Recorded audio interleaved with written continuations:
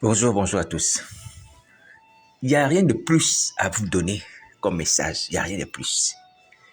Parce que comme Paul l'a dit, nous prêchons Christ crucifié. Christ crucifié, c'est la puissance de Dieu et la sagesse de Dieu pour nous. Il n'y a pas autre chose que Christ crucifié. Il n'y a pas autre chose que le sacrifice de Jésus-Christ de Nazareth à Golgotha. Il n'y a pas autre chose. Il n'y a pas autre chose. Est-ce que vous entendez? Pasteur, apôtre, évangéliste, qui que vous soyez, voici le message de Nazareth. Christ crucifié. Et Christ crucifié dans la pratique de la Sainte Seine. La Sainte Seine, c'est quoi? La Sainte Seine, c'est le corps de Jésus qu'on mange. Qu'on mange. Et on reçoit Jésus Nazareth comme maître Seigneur de nos vies. Lorsqu'on mange sa chair, on boit son sang. Il n'y a pas autre chose. Alors voici ce matin, j'ai vu encore nous interpeller. Mes amis, faisons attention. Faisons attention. Nous sommes sur une corde raide. Nous serons frappés si on ne fait pas ces choses. Nous serons frappés. Nous serons frappés. Alors, ce matin, vous réunissez certainement pour faire la Sainte Seine, où que vous soyez. Que ce soit ce matin ou cet après-midi, peu importe. Peu importe. Si vous m'entendez, peu importe. Faites la Sainte Seine avec sincérité. Faites la Sainte Seine avec sincérité. Sauvez vos vies. Vous serez délivrés des esprits malins. Sauvez vos vies, vous serez délivrés des esprits malins. En guise d'exemple, la Bible dit, et on lit au chapitre 24, que le Seigneur, lorsqu'il est rentré dans la maison, à Emmaüs, avec ses 2 disciples, il a pris le pain, il a rendu grâce, il a rompu et il a redonné. Et leurs yeux sont ouverts, ils l'ont reconnu. Ils l'ont reconnu. Ce qui était impossible auparavant est devenu possible lorsqu'ils ont pris le pain. Ce pain était le corps de Jésus. Est-ce que vous comprenez?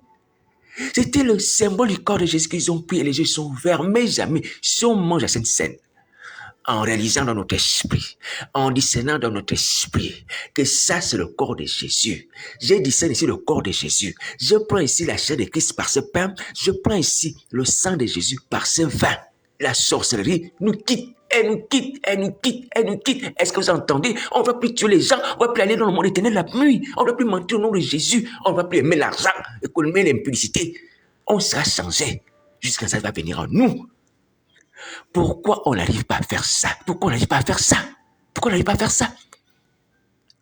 Voici ce qu'on vient de faire. Je vous dis que c'est un devoir, c'est vrai. Comme Pierre l'a dit, c'est un devoir. Il a dit. C'est aux chrétiens convertis. Aux chrétiens convertis. Ce n'est pas dans notre cas. C'était des chrétiens convertis. Il a dit que c'est un devoir pour lui de pouvoir les avertir. Les tenir en éveil par des avertissements, par des messages. Pour des choses qu'ils connaissent. Mais simplement pour qu'ils n'oublient pas. Oui. Mais nous qui sommes tombés. C'est vrai, c'est un devoir. Parce que jusqu'à ça, veut nous sauver. Mais attention. Attention, ce devoir va s'arrêter. Va s'arrêter. Vous n'entendrez plus les paroles d'exhortation, d'appel à la repentance, ou à manger la chair de Christ, ou à boire son sang. Attention, attention, attention. Dépêchez-vous de faire la Sainte Seine avec sincérité. Vous faites comme les disciples sur le chemin d'Emmaüs, les pasteurs, vous qui organisez ces choses-là, les leaders, vous qui organisez ces choses, faites-la comme ça, faites cela comme ça. Le Seigneur Jésus viendra en vous. Dans vos assemblées, ça viendra, il va délivrer les gens. C'est pas la peine de chercher la puissance chez les sirènes. Satan, le diable, c'est un mensonge. La puissance, la délivrance est dans la Sainte Seine. Est-ce que vous entendez? Il s'agit ici de délivrer nos vies, les esprits malins qui nous habitent. Vous voyez, c'est un spectacle. Quand Dieu nous regarde, il voit quoi? Il voit les gens qui sont en train de prêcher, habités par les esprits malins, les serpents qui parlent de vos bouches. Il faut que ces serpents quittent de nos bouches, de nos corps, de nos âmes où ils sont logés par la Sainte Seine. Faites cela ce matin. Voici la parole jusqu'à s'arrête. Faites la Sainte Seine, faites la Sainte Seine, faites la Sainte Seine. Mangez la chair de Christ et son sang avec sincérité. Vous serez délivrés. Vous serez délivrés. Je me tiens à la disposition des gens qui sont ici à Paris ou en France. Peu importe où tu te trouves. Je dis, bon frère, viens faire la Sainte Seine avec moi. Viens rendre grâce. Viens prier pour ma Sainte Seine. Je vais venir. Je vais venir. Tu veux que je le fasse? Je vais venir. Mon numéro de téléphone c'est le 0758 48 48 71. Je serai, il sera libéré. Parce que c'est sa volonté. Il n'y a pas un autre moyen que ça, mes amis. Arrêtons de perdre du temps. Nous sommes menacés de colère. Nous sommes menacés de châtiment. Arrêtons de perdre du temps. Les églises de Paris. Je suppose dans cette assemblée aujourd'hui, vous allez encore organiser les repas de Sainte-Seine. Mais l'Esprit Saint, sans efficacité, comme d'habitude. Comme d'habitude. Hein? Vous condamnez encore. Vous avez un couteau qui vous délie des œuvres du diable, des pactes des alliances sataniques. Vous allez encore prendre ce couteau pour vous l'enfoncer. Parce que c'est une condamnation, comme Paul l'a dit, lorsqu'on ne discerne pas le corps de Jésus. On boit un jugement. On boit un jugement, on mange un jugement. Et c'est ce que vous voulez encore faire. Vous voulez encore faire ça? Mais pourquoi vous faites ça? Pourquoi vous faites ça? Vous êtes capable de désobéir à Satan. Vous êtes capable de désobéir à Satan, au démon, qui vous dit de ne pas discerner le corps de Christ et de vous condamner par une fausse sainte. Vous êtes capable de désobéir à Satan, de dire non. Vous êtes capable. Prenez courage. Prenez courage, vous êtes capable.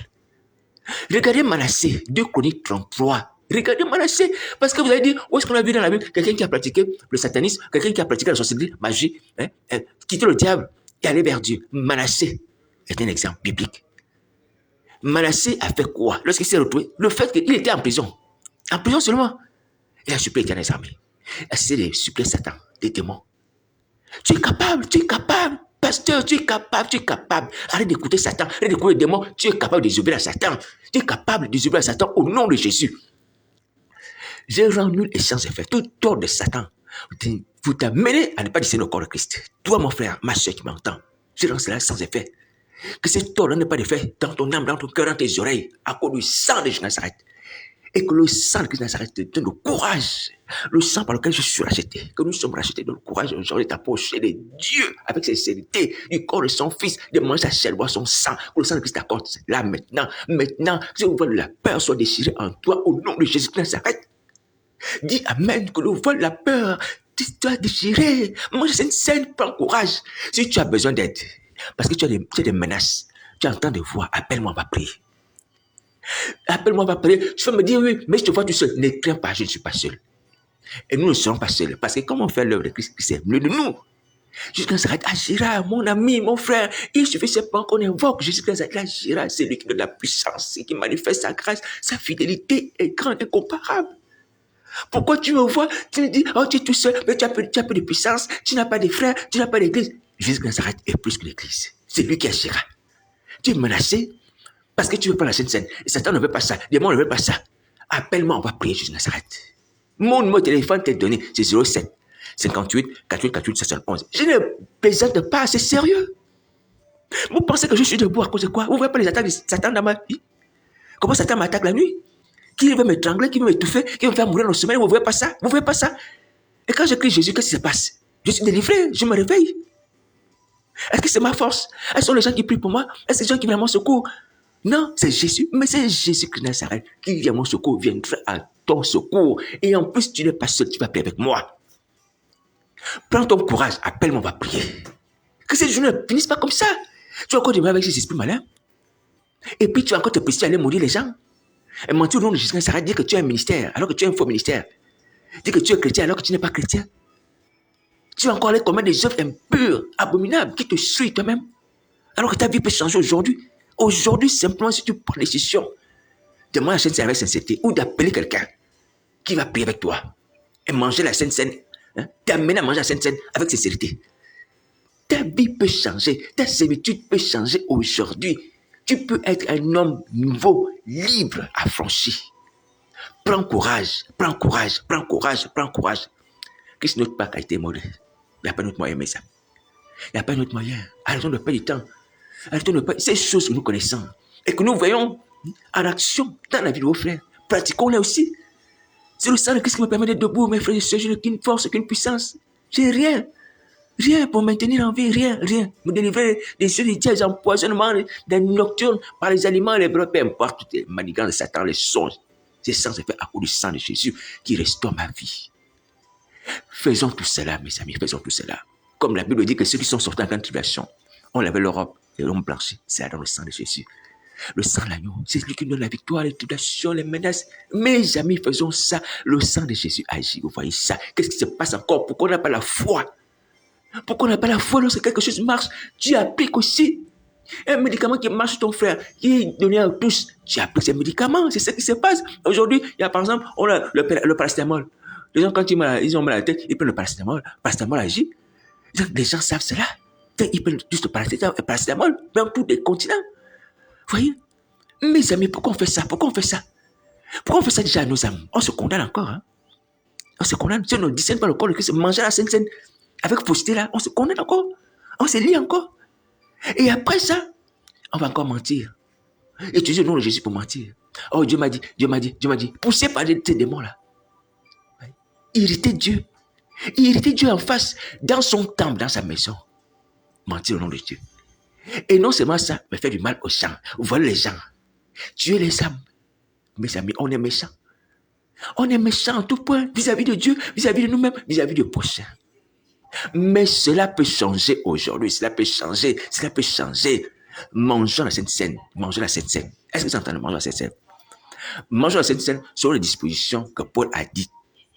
Il a dit qu'il faut discerner le corps de Christ. Il faut d'abord se procéder, mais ça dit c'est repentir. Tu demandes pardon pour ta vie, pour tes péchés. Alléluia. Prends la chair de Christ, symbolisé par le Père Azim. Le Père Azim, je promets la photo. Pardonnez-moi pour cette promesse. Je vais la chercher tout à l'heure. Le Père Azim, tu vas le trouver dans le magasin. C'est un pain sans levure. Tu achètes du vin.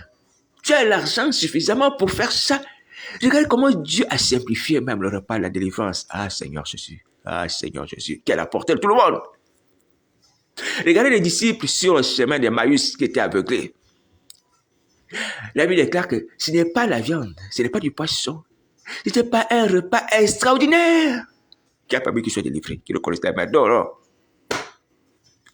Le pain, quelque chose d'ordinaire, qu'on pouvait trouver dans toutes les maisons, certainement à Emmaüs, en Israël, répandu, c'est un aliment tellement répandu. Regardez, la vie de Christ a été simplifiée. C'est-à-dire que peu importe l'endroit où tu te trouves, tu prends simplement le pain sans le vin. Et tu es sauvé, tu es délivré. Et là, ils n'ont même pas pris le vin. Parce que dans le corps, il y a la chair. Dans le corps, il y a la chair et le sang.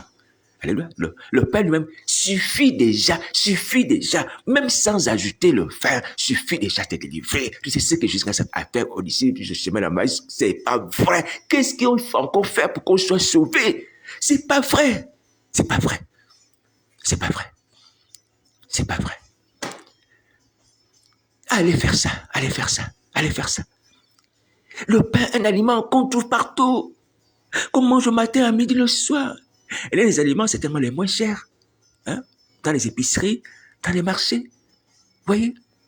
Dieu a choisi le pain. Il a dit que non, c'est ces aliments-là par lesquels je vais symboliser la vie au monde. La vie de mon fils sera symbolisée par le pain.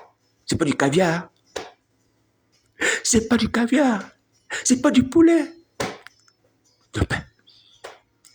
Pour rendre accessible le salut à tous. À tous, salut accessible. Aux pauvres malheureux, ils peuvent avoir le pain. Si tu plantes de blé, tu as ton pain. Le riche peut avoir le pain. Pour que le salut soit donné à tous. Et selon tous les moyens. Alléluia. Mes amis, arrêtons de mépriser ces choses-là. Je vous assure. Hein. Je vous assure. On va souffrir dans le temps de feu. On va souffrir dans le temps de feu. Je vous dis, sans ménagement, sans pitié.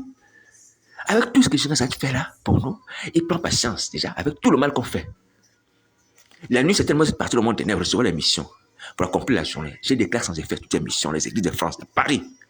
Et les églises de Paris, tout ce que Satan vous a ordonné comme mission soit anéanti à cause du sang de Jésus Nazareth.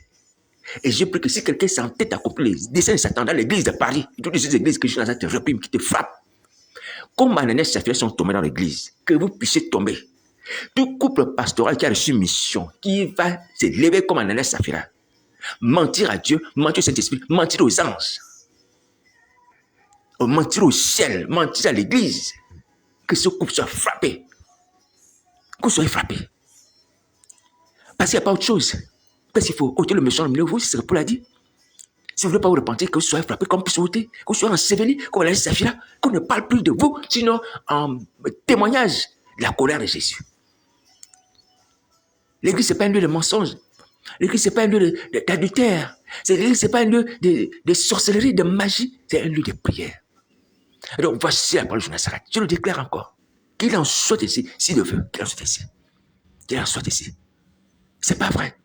On a quoi pour être délivré? On a quoi pour être changé? On a quoi pour faire les cultes comme il faut? Et si on refuse de faire, qu'on soit frappé. Qu'on soit frappé, c'est justice. Le Seigneur j'ai dit à Jézabel, je donne du temps afin qu'elle se repentisse sur un policier. Elle ne veut pas se repentir, je l'ai jeté sur un lit. Envoie une grande tribulation, c'est comme elle dit avec elle. Ce sont les gens de l'église, hein, l'église de Thyatire. Ouais, le châtiment de l'église de Thyatire. Attention, attention, les gens de l'église. Les gens des églises, là, attention. Donc, arrêtez de plaisanter, arrêtez de vous amuser. Prenez la Sainte Seine avec sincérité. Discernez le corps de Christ. Après cette repentir de ses péchés, prenez cela. Vous êtes capable de désobéir à Satan. Vous êtes capable de désobéir à Satan. Si Satan vous donne une ordre, lorsque vous prenez la Sainte Seine, pour vous empêcher de la prendre avec sincérité et pour vous amener à mépriser, désobéissez. Criez à Jésus. Voici le réflexe, criez à Jésus. Seigneur, viens mon secours. Satan me parle. Seigneur, viens mon secours. Satan se pose. Satan me menace. Seigneur, je viens à mon secours. Parle à Jésus comme ça. C'est ce que la Bible dit. Quiconque évoque le nom du Seigneur sera sauvé. Fais comme ça. On est dans la pratique. Hein? On est dans la pratique. Vous voulez que vos vies soient changées? C'est comme ça qu'il faut faire. Alléluia. Satan te parle. Tu parles à Jésus. Dis, Seigneur, viens mon secours. Viens mon secours, délivre-moi. Les démons me parlent. Ils sont en train de m'insulter. Ils sont en train de me menacer de mort. Seigneur, viens mon secours. Viens mon secours. Viens mon secours. Fais comme ça. Moi, la Sainte Seine. Je me repens de mes péchés, Seigneur, je me repens de mes péchés. Pendant que tu appelles Jésus au secours, repens-toi de tes péchés. Seigneur, je me repens de mes péchés. Parce que le péché, c'est ce qui met là, le blocage, la séparation. Mais le mur de séparation est tombé au travers de la croix de Jésus, qui a déchiré le voile. Alléluia. Le sang qui a coulé la voile, le sang qui a coulé la croix a déchiré le voile. Va faire comme ça en parlant à Jésus. Satan te parle, toi tu parles à Jésus. Satan te parle, toi tu parles à Jésus. Satan te parle, toi tu parles à Jésus. Va faire comme ça.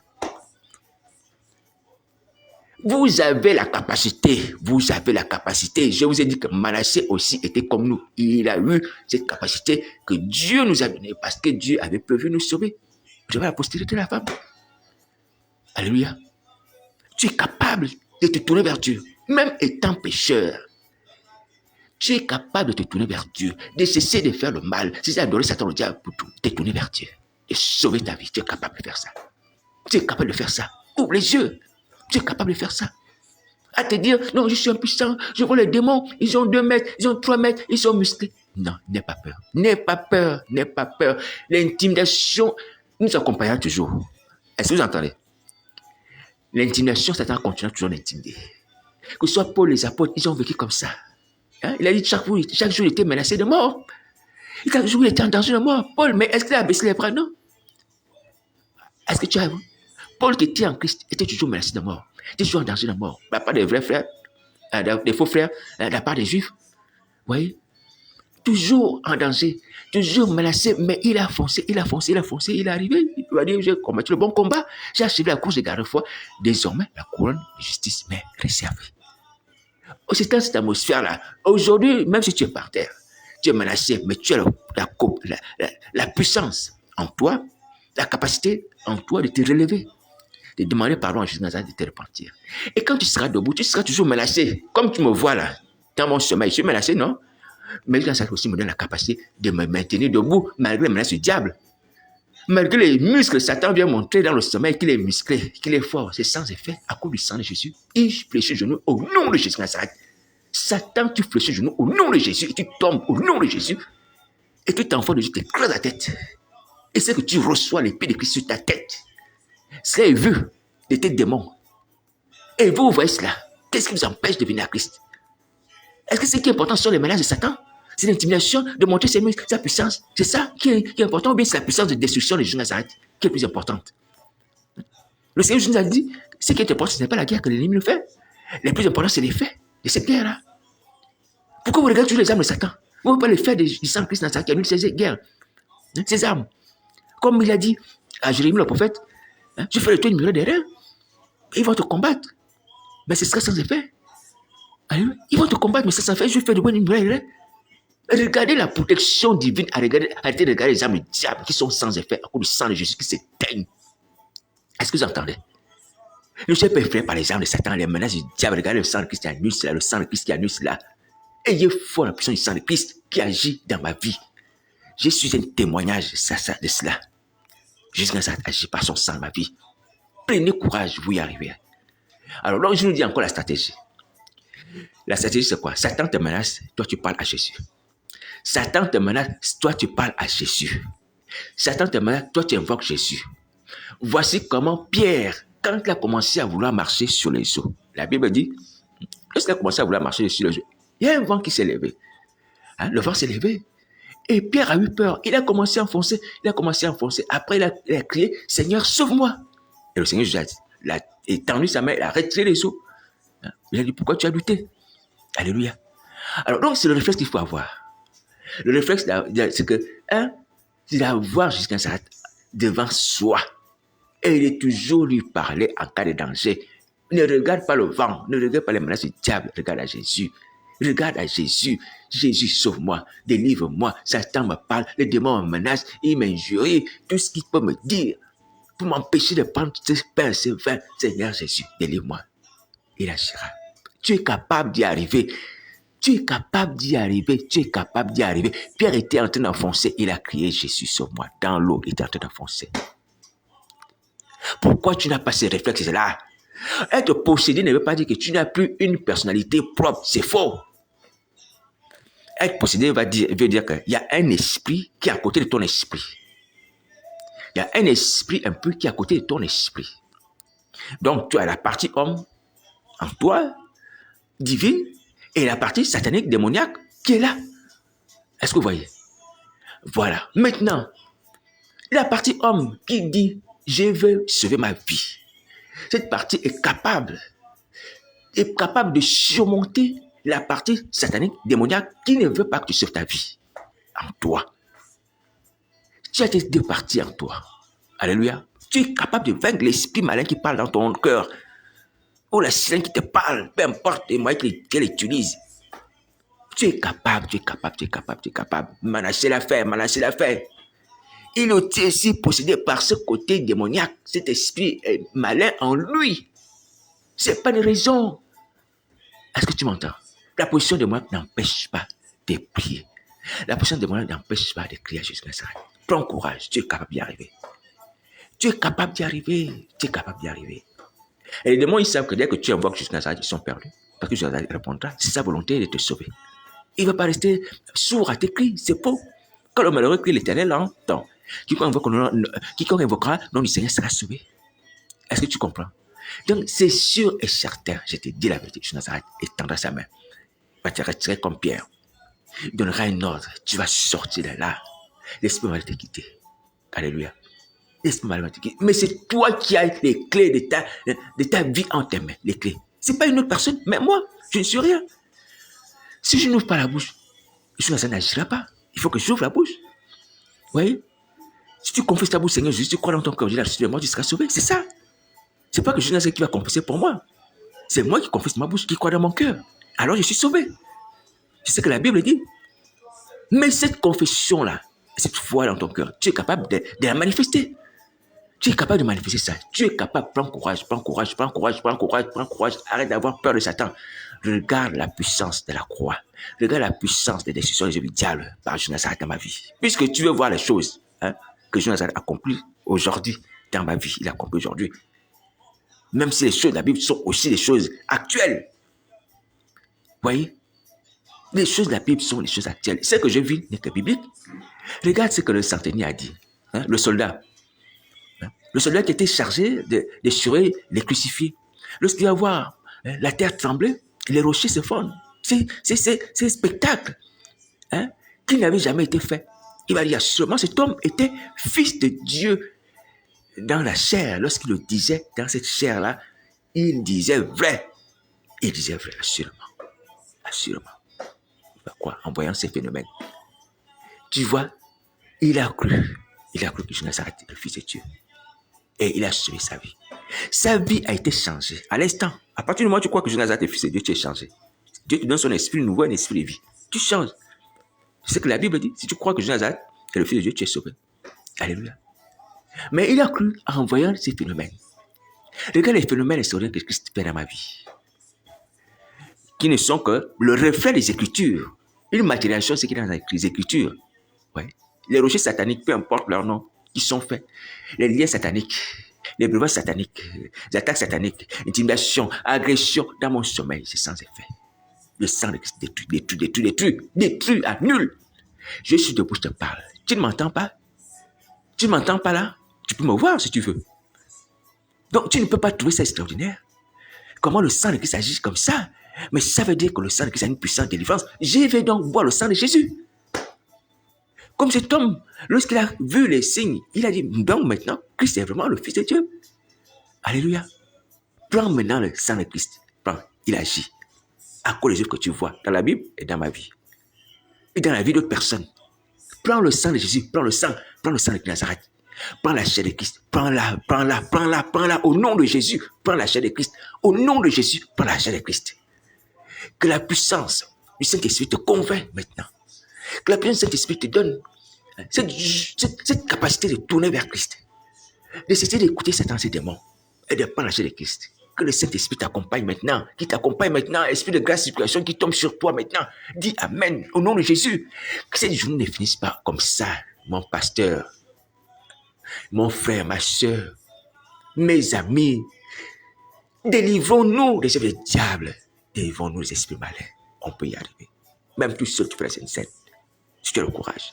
Mes amis, ayons le courage. C'est possible d'avoir le courage. Regardez un petit comme David qui va avoir le courage devant un grand comme Goliath. Un géant comme ça. Ce sont les choses qui donnent la foi. La foi vient de ce qu'on entend, la parole de Christ dit. David a eu foi à l'Éternel des armées. Mais il voit Goliath un géant. Non, ça, c'est pas un géant. Lui, là, il est comme un oiseau. Je le frappais avec une faune. Les gens vont voir un géant. David voyait certainement pas un géant, à la manière des hommes. Et il voyait un être normal, comme c'est ce ours ou ce lion qui terrassait. Alléluia. Ou comme un oiseau. C'est moi qui rajoute. Comme les oiseaux, quand tu es souvent, quand j'étais petit, avec la faune. C'était pas un géant. Ne sois pas influencé par la taille des démons. Ne sois pas influencé par les muscles que Satan peut te monter, le feu qui peut te monter. Ne sois pas influencé par ça. Imite David. La foi vient de l'imitation. L'imitation, quand tu imites quelqu'un, tu as la foi. Quelqu'un qui est dans la Bible. Est-ce que tu m'entends? Imite David. Dit que même si Satan prend la taille de Goliath, même si Satan se transforme en ce dragon rouge, dont on parle de la Bible, Apocalypse chapitre 12, c'est pas grave. Imite David. Toi, tu imites David. Tu dis, j'imite David. Je place ma confiance en le nom de Jésus. Et il va tomber, ce Goliath. Ce dragon rouge sera vaincu à cause du nom de Jésus. Imite David. Alléluia, imite David. Tu dois simplement prendre la chair de Christ. Voici ce qui est ton combat. Prends la chair de Christ en disant son corps. Manger sa chair. Boire son sang en disant que c'est le sang de Jésus-Christ. Au travers du vin, au travers du pain. Va faire cela. Voici ton combat. Alléluia.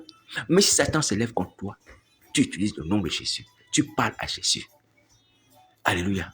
Arrête de regarder à gauche, à droite. Si les autres ont déjà commencé ou pas, si le pasteur a déjà commencé, si la femme du pasteur a déjà commencé, si tu n'as pas encore commencé, c'est pas grave, sinon pas commencé. Toi commence aujourd'hui. Toi commence, sauve ta vie. Il n'y a pas d'autre moyen. Alléluia, il n'y a pas d'autre moyen. Alors donc voici la parole, on rappelle que je suis venu vous dire, mais je nous dis encore, la parole du Seigneur Jésus. Si on refuse, on méprise ces choses, on continue dans les œuvres de sorcellerie, on sera frappé. Frappé avec colère, avec sévérité, je vous assure, sans pitié. Et je nous rappelle à ce sujet que les anges sont en colère. Le Seigneur Jésus m'a permis de voir deux anges, un noir et un blanc, qui descendaient du ciel comme sur un escalier, qui descendaient dans les nuages. Oui, ils avaient la colère sur le visage. Ces deux anges, je les ai vus. Et puis il y a un homme qui m'a dit, pourquoi tu ne prêches pas l'évangile? À peu près comme ça. Et en France ici, le Seigneur m'a permis de voir, dans un carrefour, on songe, des gens en train de courir à gauche, à droite, des gens qui étaient en train d'avoir peur, vous voyez, des gens comme alertés par un danger, qui n'osaient pas aller regarder le ciel. Et lorsque je regarde le ciel, je vois tout doucement une planète qui venait tout doucement dans l'univers, qui apparaissait progressivement, une nouvelle planète qui venait dans les airs. Attention mes amis, le roi me se proche. Le jugement de l'agneau, c'est pour bientôt. L'ouverture du 6e ciel, c'est pour bientôt. Dans l'Apocalypse chapitre 6, vous allez voir, à partir du verset 15. Attention, au roi de ce monde, aux grands de ce monde, aux riches, aux gens libres, aux pauvres, à toutes les personnes. Attention, bientôt l'ouverture du 6e ciel. Ces choses que vous voyez dans la Bible sont vraies. Que Satan ne vous mente plus. Il ne vous mente plus. Le Seigneur Jésus m'a permis de voir ça. Les gens étaient en débandade, en train de courir à gauche, à droite, n'osant pas regarder en haut dans le ciel, se courbant. Ouais, c'est cette génération-là, des rois, des grands de ce monde, qui va dire au rocher, dans l'Apocalypse chapitre 6, hein, tombez sur nous, cachez-nous, aux montagnes, cachez-nous, devant la colère. Hein, la colère de celui qui est assis sur le trône et devant la colère de l'agneau. Parce que le jour où la colère est arrivée, et c'est pour bientôt. C'est pour bientôt, mes amis, c'est pour bientôt. L'ouverture du 6e saut, faisons attention. Les gens de France, l'ouverture du 6e saut, c'est pour bientôt. Les gens de l'église, comme les gens du dehors, l'ouverture du 6e saut, c'est pour bientôt. Prenons garde à nos vies, sauvons nos vies. Abandonnons les pactes avec le diable, l'adoration des démons, des sirènes. Laissez ça. Laissez ça. Cessez d'adorer le diable. Il n'est pas Dieu. C'est un ange déchu, vaincu. Dépouillé sa place dans les temps de feu et de souffle. Nous avons un seul vrai Dieu. Le Père, notre Seigneur, le Sauveur Jésus Nazareth et son Fils. Arrêtez ça. Arrêtez ça. Vous n'avez pas besoin de Satan. Ni pour prospérer, ni pour être en vie, ni pour être en bonne santé. Vous n'avez pas besoin de maraboutages. Hein? Des choses comme ça. Même les marabouts, vous laissez vos activités. Laissez ça. La voyance, laissez ça. Laissez ça. Vous n'avez pas besoin de ça. On a besoin de Dieu et on a toutes ces choses qui nous font défaut. C'est la santé ou peu importe. On veut connaître l'avenir. C'est lui qui a les projets d'avenir pour nos vies.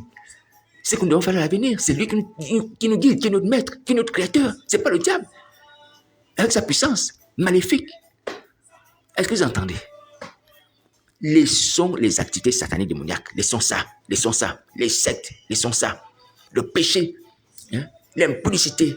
Les meurtres, les assassinats, les sacrifices humains. Laissez ça. Laissez ça. Laissez ça. Laissez ça. Bientôt la colère, tournez-vous vers Jésus de Nazareth, qui est le sauveur des hommes.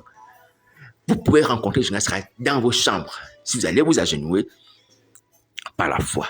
Il est partout, il est en tout temps, parce qu'il est assis sur le trône de Dieu. Est-ce que vous entendez? En tant que Dieu, il a les yeux comme les flammes de feu. Voyez? Donc, il entend les prières partout. Là, on peut s'adresser à lui. Allez dans vos chambres, allez. Dans vos chambres, vous priez, Seigneur, je me repens de mes péchés. J'ai pratiqué la sorcellerie, l'occultisme, j'ai fait un pacte avec le diable, je suis dans une secte. Vraiment, sors-moi de là, Seigneur Jésus. Si tu veux, tu fais un vœu à Jésus. Tu dis, Seigneur, si tu me sors de cette secte-là, parce que dans cette secte, tu as fait un serment. Le serment sur lequel, si tu sors là-bas, on te coupe la tête. Alors, tu vas dire à Jésus, Seigneur, si tu me sors de cette secte-là, tu me maintiens en vie, je te servirai toute ma vie. Et c'est une bonne résolution. C'est une bonne résolution. Va faire un vœu comme ça. Un vœu que Jésus Nazareth aime. Et il va l'accomplir pour toi. Tu sortiras de cette secte-là. On te coupera par la tête. Même si tu avais signé avec ton sang qu'on te coupe la tête, si tu sors, je te dis que Jésus Nazareth te coupera par la tête. Si tu vas faire ce vœu-là, Jésus Nazareth, que toi, en reconnaissance, tu vas le servir. Tu vas le servir toute la vie. Tu seras en vie. Satan peut envoyer des démons ou d'autres personnes qui sont là, pour lesquelles j'ai prié Dieu que ces personnes sortent. Que personne ne reste encore dans les sectes. Que nul individu reste encore dans les sectes, les sociétés secrètes. Mais ces prisons sataniques de condamnation. Alléluia. Personne ne pourra t'ôter la vie. Personne. Mais tu as donné ton sang, personne. Je te dis la vérité. Tu as donné les cheveux, la tête, peu importe. Personne ne pourra te donner la mort. Sinon, ça te protégera. Va faire une prière comme ça avec le vœu. Et tu as la protection divine qui va t'accompagner tous les jours de ta vie. La Bible déclare que l'ange éternel campe pour le cycle de crainte, pour danger. Voici comment tu vas prier. Tu te repens tes péchés. Tu demandes, Seigneur Jésus, pardonne-moi, hein, fais de moi ton enfant, deviens-moi mon maître, mon sauveur, sur l'Apocalypse chapitre 3, verset 20. Si tu ne connais pas la Bible, tu regardes. Toi qui es quelqu'un du dehors, tu regardes Apocalypse chapitre 3, verset 20. Tu dis, Seigneur, je veux que tu entres dans ma vie. Tu fasses de moi ton enfant. Je me repens de mes péchés, les pactes avec le diable, tout ça. Pardonne-moi, délivre-moi et protège-moi la colère de Satan. Et je te servirai toute ma vie. Fais comme ça. Va prier comme ça. Va prier comme ça, Jésus Nazareth agira dans ta vie. Arrête d'avoir peur. Tu as des exemples bibliques des gens qui ont fait des vœux à Dieu et ces gens-là ont reçu faveur. Et ces gens-là ont reçu faveur. Comme Anne qui était stérile qui a dit à l'Éternel, jamais si tu me donnes un enfant mâle, je veux le consacrer toute ma vie. Et Dieu a donné un enfant mâle, Samuel. Alléluia, qui était stérile, moqué. Oui, Dieu a donné un enfant mâle. Dieu n'est pas incapable d'agir. Ce sont les choses qui sont conformes à sa volonté. Il est tout puissant. Et ce sont les choses qui sont conformes à sa volonté. Sa volonté, c'est que nous soyons protégés, nous soyons délivrés du mal. C'est ça que le Seigneur Jésus a dit dans la prière de notre Père. Hein? Quand on prie, on dit, notre Père que tu sais, nous ne suivons pas la tentation, mais délivre-nous du mal. La délivrance du mal fait partie de ce que Dieu veut faire dans nos vies. Vous voyez? C'est un besoin de délivrer du mal de Satan, mais Dieu est pour cela. Donc pourquoi tu as peur? Pourquoi tu as peur? Va demander cela à Dieu dans un vœu. Dis en reconnaissant, Seigneur, préserve-moi parce que j'avais conclu que je dois livrer ma vie à Satan, je dois mourir si je quitte la secte, je dois donner mes enfants, mais toutes ces choses, je renonce à ça, annule cela. Que Satan ne puisse prendre aucun de mes enfants que j'avais livrés. Aucun de mes enfants. Seigneur, si tu permets cela, que mes enfants, ma famille ou ma femme demeurent en vie, moi aussi je demeure en vie, je te servirai toute ma vie. Vous voyez, j'ai les larmes aux yeux, comme on dit. Parce que j'ai regardé une vidéo hier où il y a un ensemble de pasteurs, beaucoup de pasteurs évangéliques qui s'habillent maintenant comme des prêtres catholiques, hein, avec des grands chapeaux sur la tête, avec des grandes soutanes, hein, souvent avec des dorures, des choses comme ça, des décorations. J'ai vu ça. Beaucoup qui étaient évangéliques qui portaient peut-être des chemises blanches, pantalons noirs, ou portaient des chemises ou des costumes, s'habillent maintenant comme des catholiques, comme des prêtres, des monseigneurs, des cardinaux. Nos frères ont été corrompus. Alors, je vais m'adresser à vous, spécialement. C'est une honte, c'est une honte, c'est une honte.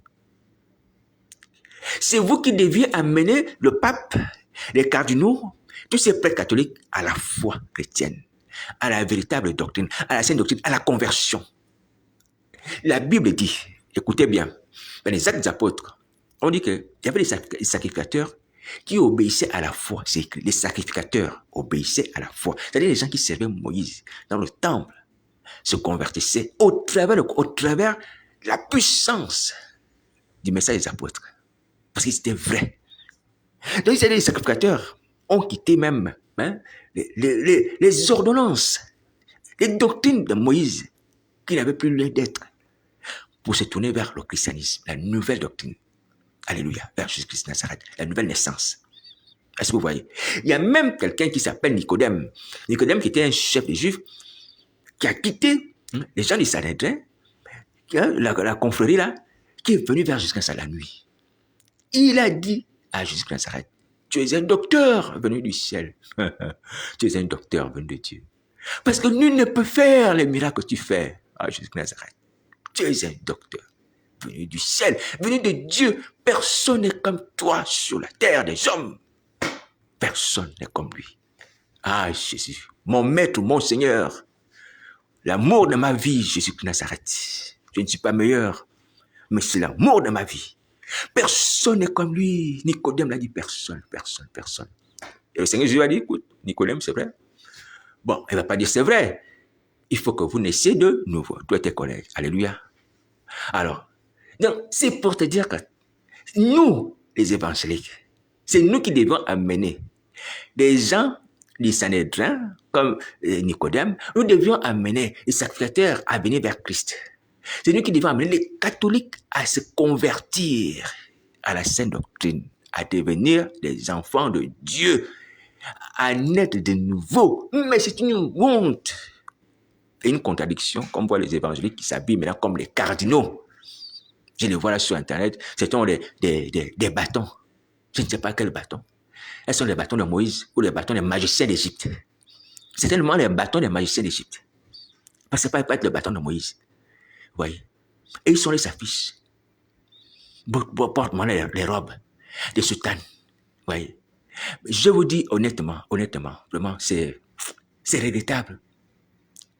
C'est regrettable, c'est parce que vous voyez, je ne sais pas comment nous qualifier, honnêtement. Je ne sais pas comment nous qualifier. Des gens qui avaient la science, la connaissance, la révélation, la puissance. Non seulement pour pouvoir, toi, te maintenir en vie, mais également pour que si tu tombes, tu te relèves. Tu avais cette connaissance-là. Toi, tu vas te corrompre en devenant romain, catholique romain. Parce que c'est que vous êtes devenus, des catholiques romains. En devenant des catholiques romains. Tu ne sais pas que dans la Bible, il est écrit que même si nous confessons nos péchés, il est fait nous pardonner, puis de quitter. Tu tombes, tu te relèves. Même tu confesses tes péchés au Seigneur Jésus, il te pardonne. Évangélique, tu ne sais pas ça dans la Bible. Qui d'entre nous, parmi les évangéliques, moi le premier, n'a jamais péché? Qui parmi nous peut dire qu'il n'a jamais péché? Mais étant évangélique, avant qu'on aille dans l'autre côté là-bas, devenir catholique romain, vous péchiez? même en secret, en pensée, en acte. Vous voyez? Mais vous vous repentez, vous pratiquez la repentance. Puisque d'abord, dans notre culte évangélique, selon les normes évangéliques, bibliques, il faut se repentir avant le culte. Et les groupes d'intercession qui intercèdent avant le culte. Donc, on fait là-bas un moment de prière. On regarde un moment de prière, de repentance pour tous. On invoque le sang de Jésus dans la salle, des choses comme ça. Moi, je l'ai vu. Dans les toilettes, on va même dans les toilettes. On fait l'onction sur les chaises. On fait l'onction dans les toilettes. C'est la purification parce que dans les toilettes, les sirènes viennent dans les toilettes. Et c'est bien. On a la science, la connaissance, la sagesse de Dieu pour pouvoir nous relever si on est tombé. Mais, Seigneur, je ne comprends pas pourquoi on a pris ce malin plaisir à aller se convertir au catholicisme romain. Pourquoi on a pris ce malin plaisir? Je ne sais pas. Nous avons toutes les garanties pour être en vie. Toutes les garanties. La Bible dit que ceux qui sont sortis de la grande tribulation ont lavé leur robe, ils ont blanchi leur sang là. On a cette parole qui nous assure que si on se salit, même la nuit dans le sommeil, par l'impudicité, Satan nous a fait tomber l'impudicité, ok, on a mangé des choses impures, ok. On se répand, on se purifie, on lave nos robes. C'est pas écrit. C'est pas écrit les évangéliques. C'est pas écrit vous qui aimez la Bible. Hein? Nous qui aimons la Bible, c'était les versets. C'est pas écrit que ceux qui sont sortis de la grande tribulation lavent leurs robes. Mais ils se trouvent devant le trône de Dieu. Pourquoi on n'a pas lavé nos robes et on est parti porter les robes d'apostat, les robes de l'antéchrist? On lavait nos robes, non, on est parti prendre les robes de l'apostat, les robes de l'antéchrist, c'est ça qu'on est parti porter. Je me demande bien si on était convertis dès le départ. Je me demande, hein, vous les pasteurs qui sont devenus des prêtres romains, là, des catholiques romains, je me demande si vous étiez des chrétiens convertis dès le départ. Je me pose la question, excusez-moi, c'est pas l'orgueil, je me pose la question parce que ces choses sont tellement simples et donné que on se pose la question. On se pose réellement la question. Puisqu'on a vu ça, où les gens qui connaissent l'histoire du fils prodigue, qui était dans la maison du père, quitte le père, va dans le pays lointain, va se suivre avec les prostituées, perd l'argent, revient vers son père avec le pardon, il réintègre la maison. Les gens qui connaissent cette histoire, ils n'ont pas pu la pratiquer, la mettre à leur profit. Mais il y a quelque chose qui ne va pas. Il y a quelque chose qui ne va pas. Je parle des évangéliques, nous qui avons la liberté de lire la Bible. On n'est pas comme les catholiques, nos frères, sans les mépriser. C'est le père seul qui a la maîtrise de la Bible. Les fidèles ont maîtrisé la Bible, tout le monde a maîtrisé la Bible. Non. On est allé chercher la robe de l'antéchrist qui s'en comporte aujourd'hui, comme un prêtre catholique. On s'affiche sur les réseaux sociaux. Quelle honte. Quelle honte. Mais vous allez brûler, hein. Vous allez brûler, je vous dis que vous allez brûler. Vous allez brûler. Ceux qui sont devenus les catholiques romains, les prêtres, là, si vous ne repentez pas, vous allez brûler. Le temps de feu vous attend. Ça, c'est votre sort. Mais c'est pas sérieux. C'est pas sérieux. Et vous voulez entraîner toute la jeunesse là, à vous suivre aussi dans cette voie de perdition de Balaam là. Hein? On avait tout pour être debout. Aujourd'hui, quand on tombe, c'est vrai, c'est pas bon de tomber, mais quand on tombe en tant qu'évangélique, on a quand même, on a la garantie qu'on confesse au péché, on se relève. Moi le premier. Est-ce que vous ne connaissez pas mes péchés? Est-ce que vous ne connaissez pas mes scandales? Pourquoi moi j'arrive sans ma force à être debout?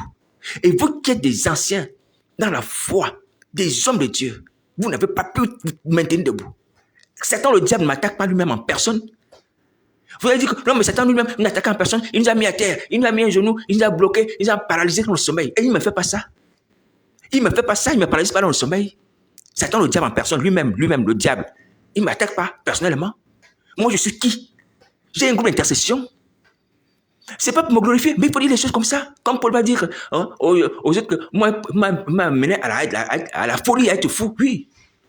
Je suis qui?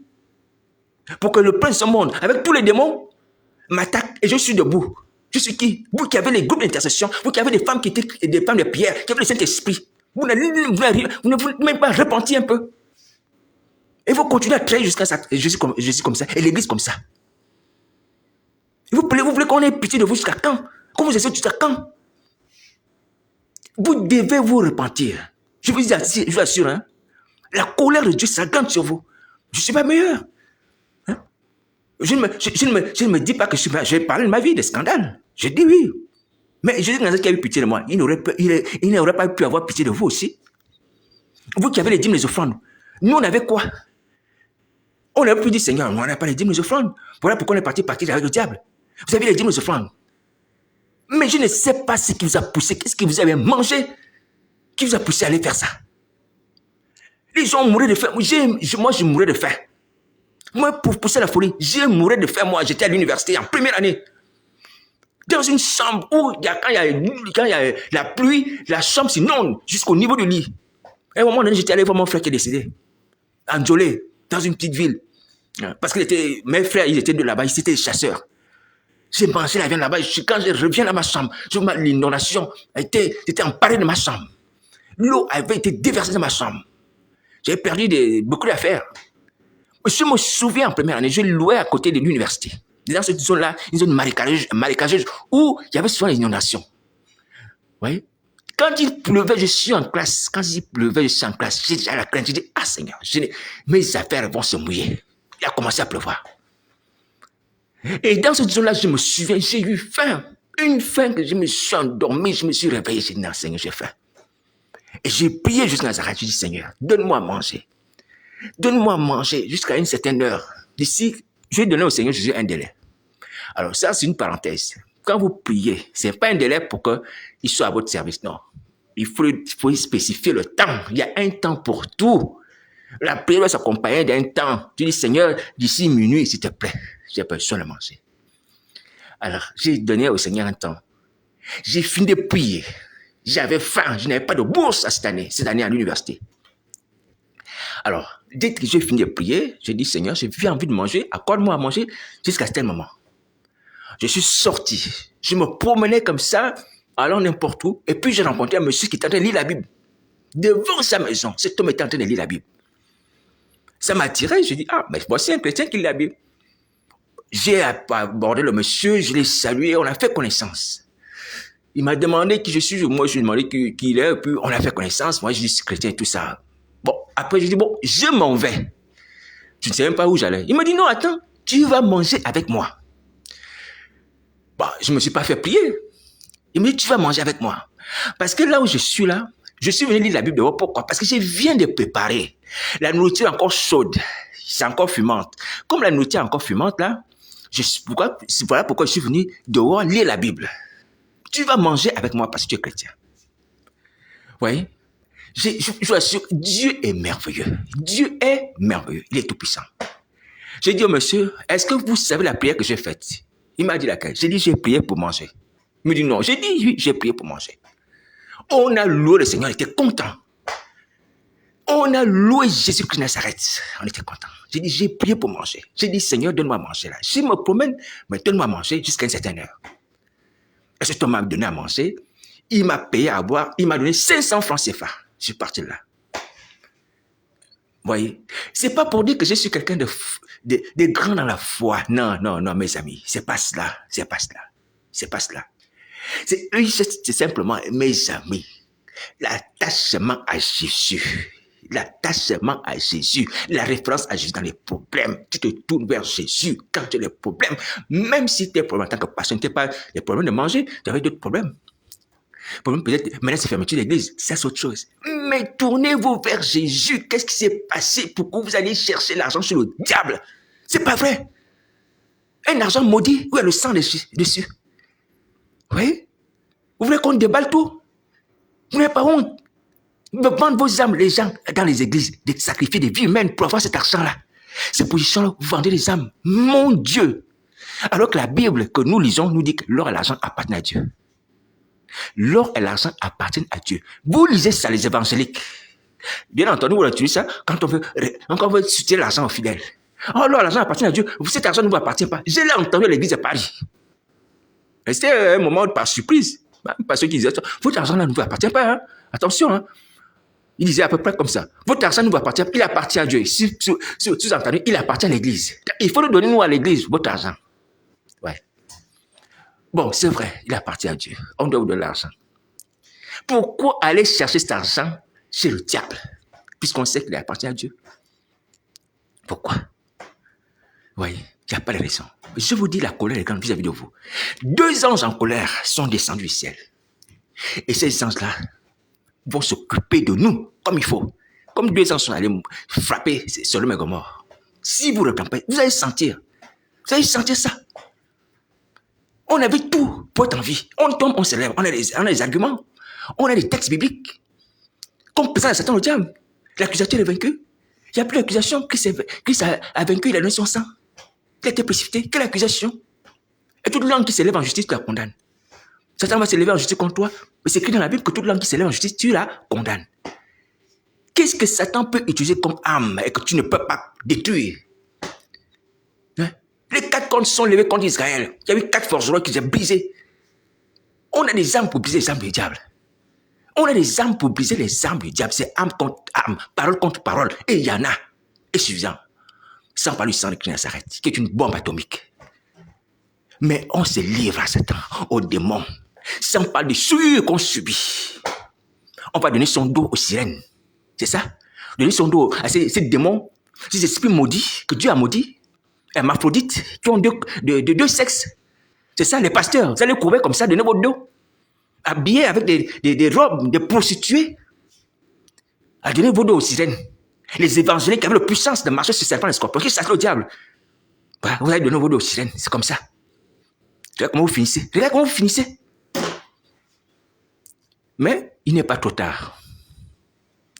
Il n'est pas trop tard parce que Jésus nous fait grâce de la vie. Donc, ces messages, partagez-le. Il n'est pas trop tard. Ne rentrez pas dans ce conciliabule de l'Antéchrist pour faire la guerre à l'agneau. Je vous dis, hein, c'est sans effet. Et il n'y a pas d'issue. Si vous rentrez dans le groupe des opposants à l'agneau, des ennemis, puisque ça a commencé déjà, c'est sans issue pour vous, sans issue. Et c'est dommage, vous qui avez connu Christ, je vous assure. Quelle pitié, quel gâchis dans le sujet de mort. Les autres là-bas qui n'ont pas connu Christ vont se moquer de vous. Ah, vous aussi, vous êtes là? Mais vous qui chassez les démons, vous avez la puissance. Vous aussi, êtes là. Mais vraiment, mais ils vont vous accuser.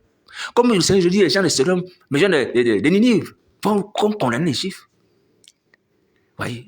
Je vous assure, hein, c'est pas la peine d'aller chercher l'Antéchrist. C'est à peine les vaincus. C'est pas la peine. Je vous assure que ces temps sont le temps de colère. Vous avez fait un mauvais choix. Si vous tournez vers l'Antéchrist, vers le diable, vers les sirènes, maintenant revenez à Nazareth. Revenez à lui, revenez à lui. Les pasteurs, revenez à lui. Les pasteurs sur Internet, là, ce groupe de pasteurs, revenez à lui. Vous m'entendez?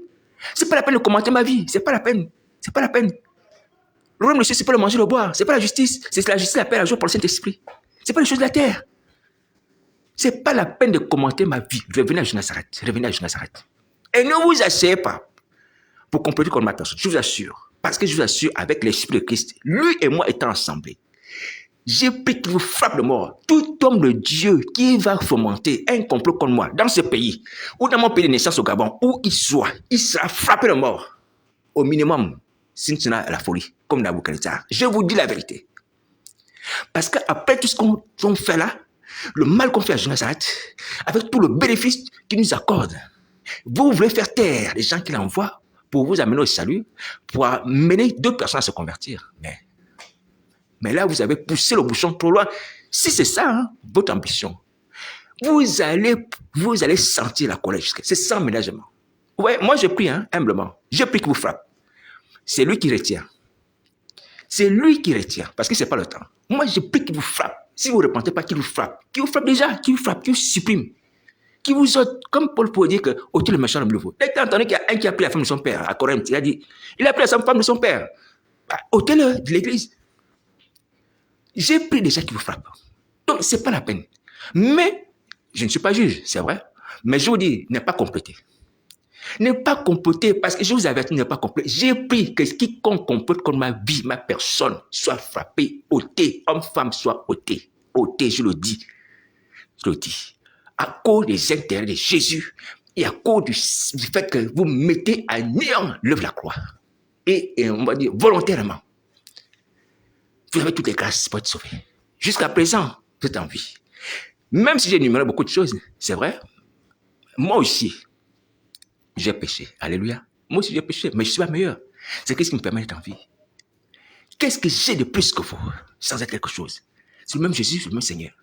Et c'est le même Satan aussi qui m'attaque. Je ne suis pas meilleur. Je ne suis pas arrivé. Vous allez dire, oh, mais tu te glorifies un peu. Oui, je ne suis pas arrivé. Mais aujourd'hui, étant ce que je suis, la situation où je suis, je bénis le Seigneur Jésus, qui me fortifiera, même dans mes faiblesses, il me délivrera. à cause de sa fidélité. Mais je rends grâce à Jonas qui m'a fortifié et qui me fortifie, qui me réveille, qui me dit les attaques du diable la nuit le jour. Quelqu'un avait dit, mais tu vois le diable quand il nous attaque, il vient nous paralyser, il vient nous bloquer. Et à cause de ça, tu te lèves le matin, tu vas partir avec le diable. Quand tu lèves le matin, tu n'es pas en vie. Pourquoi est-ce que lorsque tu lèves le matin, le diable t'a bloqué la nuit, tu es resté en vie? Tu n'es pas mort. Mais tu dis, gloire à Dieu, je vais me tourner vers Christ, dire, Seigneur Jésus, la prochaine fois, donne-moi la capacité de ne plus dormir et de veiller de prier. Et puis que Satan ne vienne me bloquer dans mon sommeil. Mais toi, parce que Satan t'a bloqué dans le sommeil, tu es demeuré en vie. Tu n'es même pas mort. Tu vas vendre ton âme. S'il n'a pas eu d'effet sur toi pour t'ôter la vie, il t'a bloqué dans le sommeil, ça ne t'a pas tué. Pourquoi tu vas vendre ton âme à cause de ça? Parce que quoi, tu veux vivre tranquillement. Tu ne veux plus être paralysé dans le sommeil. Tu ne veux plus t'embêter dans le sommeil. Mais on sera en proie aux tribulations, c'est ce que Jonas a dit. C'est écrit. Chrétien évangélique, est-ce que c'est pas écrit? Que c'est persécuté à cause de Jésus de Nazareth. C'est pas écrit. C'est pas Paul qui le dit, chrétien chaque fois en danger de mort, tout le temps, des jeunes multipliés. C'est pas lui qui a vécu comme ça. Où est-ce que tu as vu un chrétien né de nouveau qui marche avec Jésus-Christ de Nazareth, marcher avec Christ, j'ai dit avec sincérité, et avoir une vie tranquille la nuit. La nuit, surtout la nuit, dans le sommeil. Où tu as vu ça? Où tu as vu ça? Tu m'as montré. Peut-être tu as une autre Bible. Tu m'as montré ce passage. Où il n'y a pas de démons, il n'y a pas d'attaque. Tu es chrétien de nouveau, tu marches avec Jésus. Il n'y a pas d'attaque, il n'y a pas de démons, il n'y a pas de séduction. Tu m'as montré ça. C'est pas vrai. Mais si tu vois que l'attaque de Satan n'a pas eu d'effet, ok. Gloire à Dieu, c'est que Dieu l'a protégé, il t'a réveillé. Parce qu'il nous réveille souvent. Hein? C'est comme ça qu'il fait. Ou il vient lui-même, il agit. Il t'a réveillé. Tu as dit, ah, mais ça n'a pas eu d'effet. Gloire à Dieu. Seigneur, je te remercie. Donne-moi force de moi-même d'éveiller et de prier. Alléluia. Elle peut me laisser aller. Et si, même si ça se répète, toi aussi tu répètes la même chose. Tu t'es lassé, tu es fatigué. Tu pensais quoi? Je ne sais pas, nous, là, Seigneur Jésus, les chrétiens évangéliques. Dans quelle Bible on a vu que quand tu es en Christ, tu ne dois plus avoir les attaques du diable? Dans quelle Bible vous avez vu ça? Dans quelle Bible vous avez vu ça? Vous avez vu ça? Les évangéliques, hein, je ne parle pas de nos frères catholiques, hein, qui ne lisent pas tous la Bible. Où est-ce que vous avez vu ça? Nous serons persécutés. Mais les apôtres disaient même aux autres, c'est par beaucoup de tribulations qu'on va entrer dans le monsieur. Par beaucoup de tribulations. Par beaucoup de tribulations. Mais c'est écrit, le Seigneur nous a averti d'avance que cela y persécuté, livrer les tribunaux, on va mettre des verges, on va mettre des prisons, et tout ça, et tout ça. Où est-ce que vous avez vu la vie tranquille d'un enfant de Dieu sur la terre où nous sommes? Où est-ce que vous avez vu ça? Vous voyez? Alors, moi je vous dis encore humblement, la part du Seigneur Jésus, bien entendu, c'est en son nom que je dois parler, et que je veux parler, et qui me donne la capacité de parler ainsi, qu'il n'est pas encore trop tard. On a cru à des faussetés, à des mensonges, à une fausse tranquillité. On a cru que Satan avait l'argent. On a cru que Satan avait le pouvoir, la puissance. On a cru à toutes ces menaces hein, qui n'étaient rien. Une montée de muscles, hein, un homme musclé, tout ça, des démons de 3-4 mètres, toutes ces choses. On s'est trompé. Donc, revenons à Nazareth. Alléluia. Revenons à Nazareth. Toutes ces choses étaient des faussetés, des mirages, ouais, comme un sac enflé de vent. Ouais. Quand un sac enflé de vent, il est poussé par le vent. Mais le sac lui-même n'a pas de poids. Est-ce que tu vois? Il n'y a rien dans le sac, il n'y a rien, c'est du vent. Donc on a cru à ça, revenez, revenez. Arrêtez ces costumes de prêtres catholiques là. C'est honteux, c'est honteux. C'est honteux, hein. Maintenant, je nous dis, humblement, hein, aux pasteurs, aux hommes de Dieu, de France, de Côte d'Ivoire, du Gabon, du Congo, généralement, ce sont ces pays-là que je cite beaucoup. Côte d'Ivoire, Gabon, Congo, de France, hein, et d'autres pays. Revenez à Nazareth, revenez au Seigneur. Jusqu'à Nazareth est un plan merveilleux pour vos vies. Et veut vous utiliser encore. Votre destinée n'est pas finie. Votre pèlerinage doit encore s'accomplir, doit encore se poursuivre. Vous êtes à un moment de stagnation ou même d'emprisonnement, comme Jonas dans la mer, dans le ventre du poisson. Vous voyez, Jonas dans la mer et dans le ventre du poisson. Double emprisonnement, dans le ventre du poisson et dans la mer. Mais l'appel était encore sur lui d'aller à Ninive. Est-ce que vous m'entendez? Alors, donc, l'appel encore sur vous. Jules Nazareth peut encore vous utiliser. Et tous les autres hommes de Dieu, toutes les autres nationalités, pour ne pas faire la discrimination. Alléluia. Tu as reçu l'appel, mais tu es tombé, tu es captif. Alléluia. C'est pas encore fini pour toi. Ne mets pas une croix sur ta vie, ta destinée, ta relation avec Christ. Non, c'est pas fini. Prends courage. Regarde Jonas. Jonas enfermé dans le ventre de poisson, enfermé sous la mer. Jonas a été délivré du ventre du poisson. Jonas a été vomi à Ninive. Ta mission continuera encore. Elle continuera encore. Prends courage. Demande pardon à délivrance. Est-ce que tu m'entends? Voici quelqu'un qui doit te donner la foi. La foi vient de ce qu'on entend. Toi aussi, prends exemple sur les hommes de Dieu qui ont péché comme toi, comme nous avons péché. Tes hommes de Dieu là nous ressemblent, prenons exemple, imitons-les et c'est ainsi qu'on sera délivré. C'est la parole de Dieu qui donne la puissance lorsqu'on l'imite. La parole de Dieu que vous lisez là, je vous assure, hein, c'est une puissance. Je vais vous raconter quelque chose. J'étais dans la rue, je dormais dans la rue, et puis, sans domicile fixe, puisque je le suis encore sans domicile fixe. Alors, je me suis dit que ces jours-là, je vais aller dormir aux urgences dans les hôpitaux. Puisqu'il y avait des sans domicile fixe qui dormaient dans les urgences aux hôpitaux pour fuir le froid. Vous voyez? Et puis, comme Satan, il a passé m'attaquer. Même si je suis dehors, dormant dans la rue, dans une tente sur les cartons. J'ai dormi sur les cartons devant la gare. Ou dans une tente avec les SDF. Peu importe. Mais Satan me poursuivait toujours. Vous voyez? Donc, je me suis dit, j'ai entendu que les gens disaient, oh non, tu peux dormir aux urgences. Quand il fait froid, ils peuvent t'accepter. Tu dors et puis le matin, tu t'en vas. Voilà. Donc, je suis allé dormir aux urgences, dans un hôpital. Et puis, Satan, le diable, qui me poursuit toujours, alors, m'attaquait dans le sommeil. Alors que je dormais, étant assis sur un fauteuil, comme souvent, m'attaque dans le sommeil. Et quand il m'attaque dans le sommeil, le Seigneur je me montre en songe la Bible. Écoutez bien, la Bible. Et il me montre une Bible avec des versets rouges. Des versets bibliques rouges. En fait, je crois que c'est la Bible Vida, parce que j'aimais bien cette Bible-là, je l'avais aussi. Si vous pourrez trouver encore dans les bibliothèques chrétiennes, ou les librairies chrétiennes, pardon. Et une Bible Vida, où les paroles de Jésus-Christ sont en rouge. Et dans un songe, après l'attaque de Satan, jusqu'à ce moment, montre la Bible avec les paroles bibliques en rouge. Est-ce que vous voyez? Alors ça m'a rappelé que, ah bon, donc il faut que j'utilise la parole de Dieu pour combattre l'ennemi de mon âme, Satan le diable. Et les paroles en rouge, les paroles sur le sang de Jésus, il y avait une double signification aussi. Alléluia, sur le sang de Jésus. Donc ça m'a fait prendre conscience de l'importance de la Bible dans le combat spirituel. Mes amis, l'importance de la parole de Dieu. Et n'est pas à mépriser. C'est central. Il utilise la Bible. C'est ce que le maître lui m'a démontré au désert. Il a repoussé Satan en disant, il est écrit, il est écrit, il est écrit. Tu veux sortir la sorcellerie? Tu as la protection. Prends la Bible. Cite les paroles bibliques. Des paroles bibliques sur Jonas. Des paroles bibliques sur Manassé. Cite-les, cite-les, cite-les. Je t'assure, c'est une puissance. Est-ce que tu m'entends? Vous savez, le Seigneur ne peut pas nous faire des choses que nous devons faire nous-mêmes, non. Il m'a dit la Bible, donc c'est à moi de prendre la Bible. Humblement, je ne suis pas meilleur, hein, mais ça, je partage pour tout le monde. Et arrêtons-les avec les soi-disant citations, les soi-disant sagesse des hommes. Vous voyez comment Satan nous détourne de la vérité ou des choses qui sauvent. On aime bien arborer ou écrire, partager les citations des grands hommes de Dieu. Satan nous éloigne de la vérité. Il éloigne de la vie et de la victoire. C'est la parole de Dieu qui donne la victoire, l'épée de l'esprit, qu'on le diable. Je ne suis pas arrivé, mais il faut que je partage ces choses-là. Alléluia. Que Jules Nazareth sauve mon âme. Qui se souvienne de moi, Seigneur. Souviens-toi de moi, de mon âme. Sauve-moi. Pardonne mes péchés, Seigneur mon Dieu. J'ai été orgueilleux. Je me suis élevé. Je me rabaisse. Souviens-toi de moi. Sauve mon âme. Sauve mon âme. Sauve mon âme. Mes amis, invoquons Jésus.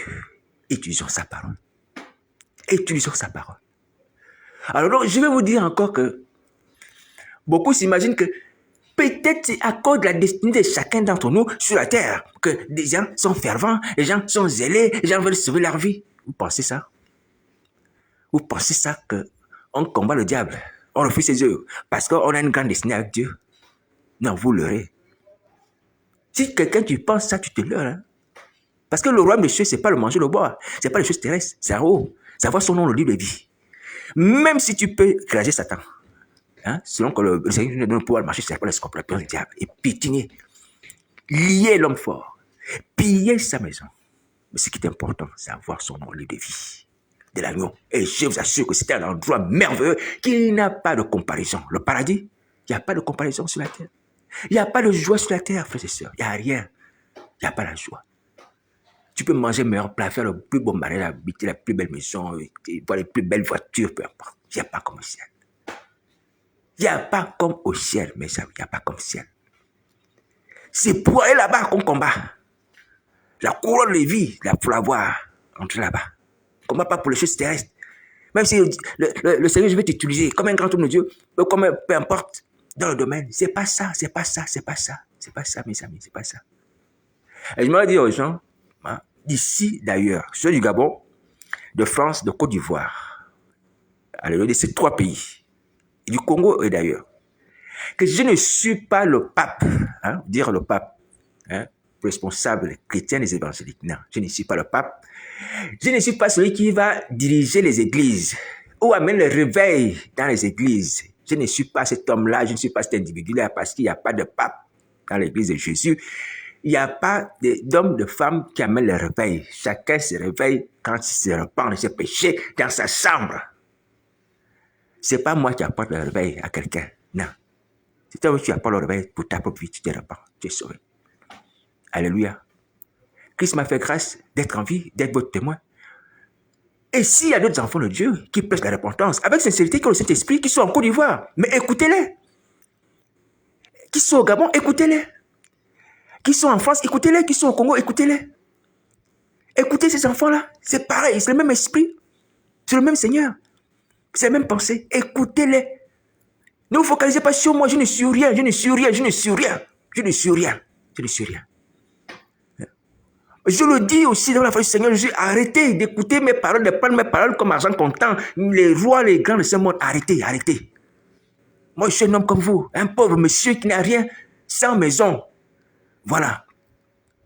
Donc, si quelqu'un veut avoir les paroles de Christ, il demande à Jésus Nazareth. Si il veut avoir la révélation de Christ, il demande à Jésus Nazareth. Il va prier Jésus Nazareth. C'est pas moi. C'est pas moi, c'est pas moi. C'est pas moi qui va délivrer les gens de l'église. C'est pas moi qui a chassé Satan dans vos assemblées. C'est pas moi. Chacun permet à Satan de sortir lorsqu'il tourne sa tête vers Christ. Tu tournes tes regards vers Jésus. Tu invoques Jésus et il sort Satan dans ton assemblée. Satan au milieu des groupes des chants, Satan au milieu des groupes d'évangélisation. Satan contrôle, c'est pas moi qui va les délivrer. Qui va délivrer vos assemblées de la présence de Satan, le diable. C'est vous-même en demandant au secours, en demandant son secours, venant dans sa maison, vous libérer. Je ne suis qu'un être humain indigne de vous dire ces choses. Je dis, je suis 2 fois indigne. J'aurais souhaité, si le Seigneur Jésus le veut, passer ma vie à distribuer les brochures dans les rues de Paris, dans les stations de métro, dans les domiciles, distribuer les brochures. J'aurais souhaité ça, et c'est ce que j'aurais souhaité faire. Pas me présenter devant vous. Pas me présenter devant vous. Vous voyez? Alors donc, si c'est pour vous dire, mes amis, mes frères et sœurs, tournez-vous vers Christ.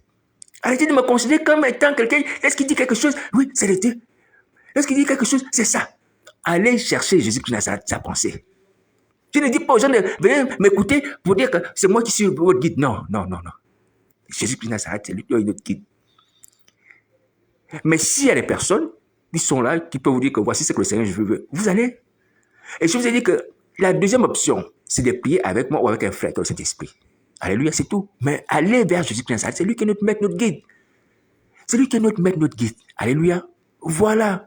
Et même pour ceux qui concernent par exemple l'enseignement.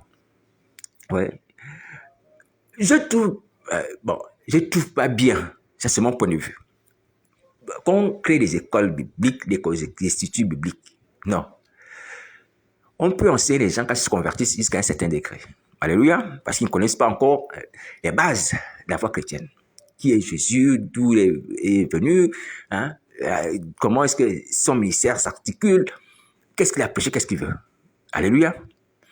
Voilà. Mais établir ou des gens dans les écoles, ou faire des écoles bibliques, des écoles comme ça, non, non, non, non.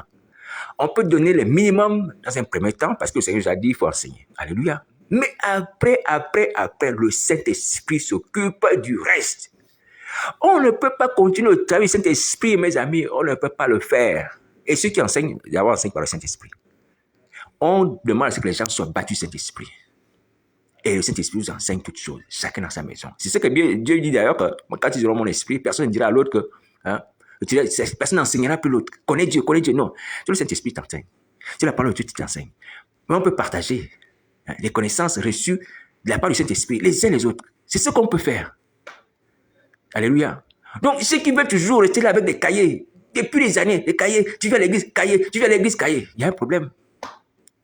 Il y a un problème. Ton pasteur n'est pas un bon pasteur. Excusez-moi, hein? Tu n'enseignes pas bien. Ou du moins, tu ne paies pas bien le propos de Dieu. Parce que si tu aurais pu déjà longtemps dire à ces gens qui viennent avec les cahiers depuis 5 années, de recevoir le Saint-Esprit, et le Saint-Esprit devait s'occuper de les enseigner, eux-mêmes dans la maison, et être autonomes. Et ainsi, d'autres personnes viendront, les nouvelles personnes nouveau converties. Ce n'est pas les anciens chrétiens qui sont là toujours à les cahiers. 5 ans, les cahiers. 7 ans, les cahiers. 10 ans, les cahiers. Non. Non. Oui. Mais comme on fait mal les choses avec, sans le Saint-Esprit, voilà pourquoi on est toujours là, hein, comme étant des savants pour dominer. Ouais.